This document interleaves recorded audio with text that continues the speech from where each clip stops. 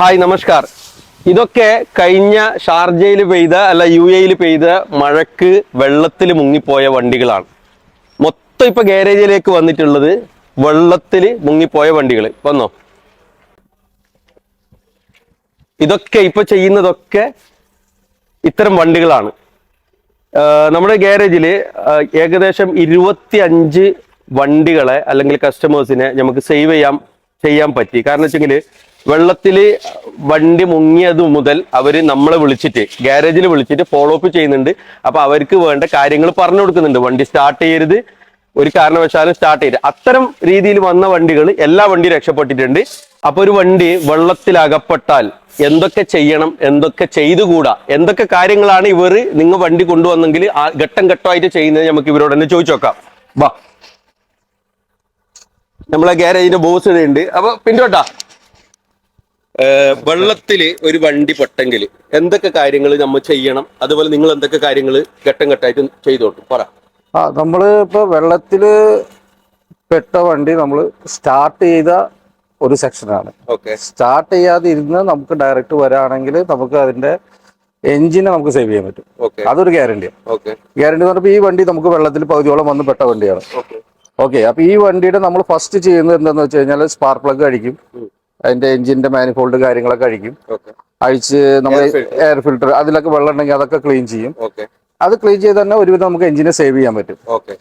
അത് സേവ് ചെയ്തതോട് കൂടി നമ്മുടെ പരിപാടി കഴിയില്ല. കാരണം എന്താ വെച്ചാൽ ഇത് പകുതിയോളം മുങ്ങിയിട്ടുണ്ടെങ്കിൽ ഈ വയറിംഗ് ഹാർനസുകൾ, കമ്പ്യൂട്ടറുകൾ, അതിന്റെ ഉള്ളിലൊക്കെ വെള്ളം കയറി തുരുമ്പ് പിടിച്ചിട്ടുണ്ടാവും. അപ്പൊ അതൊക്കെ നമ്മൾ അഴിച്ചു വെച്ചേക്കുന്നത് കാണിച്ചു തരാം.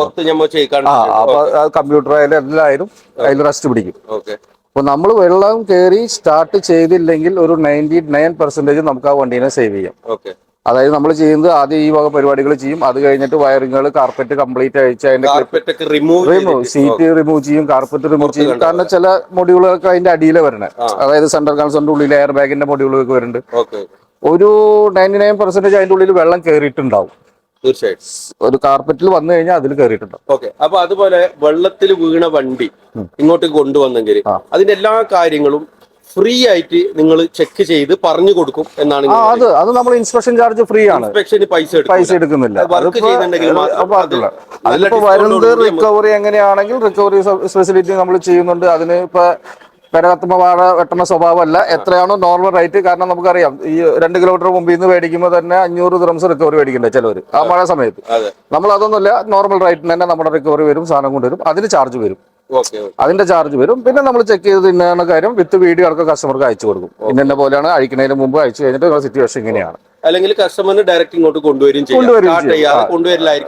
ഏറ്റവും ബെസ്റ്റ് നമുക്ക് എന്തെങ്കിലും ചെയ്യണമെങ്കിൽ സ്റ്റാർട്ട് ചെയ്യാതെ കൊണ്ടുവന്നു കഴിഞ്ഞാൽ നമുക്കൊരു 99% സേവ് ചെയ്യാം. ഓക്കെ, അപ്പോൾ ആർക്കെങ്കിലും അങ്ങനെ വല്ല ബുദ്ധിമുട്ടുണ്ടെങ്കിൽ വണ്ടി സ്റ്റാർട്ട് ചെയ്യാത്ത വണ്ടിയാണെങ്കിലും സ്റ്റാർട്ട് ചെയ്ത വണ്ടിയാണെങ്കിലും A to Z കാര്യങ്ങൾ ഇൻസ്പെക്ട് ചെയ്തിട്ട് നിങ്ങളെ അറിയിക്കും. അത് ഫ്രീ ഓഫ് കോസ്റ്റ് ആണ്.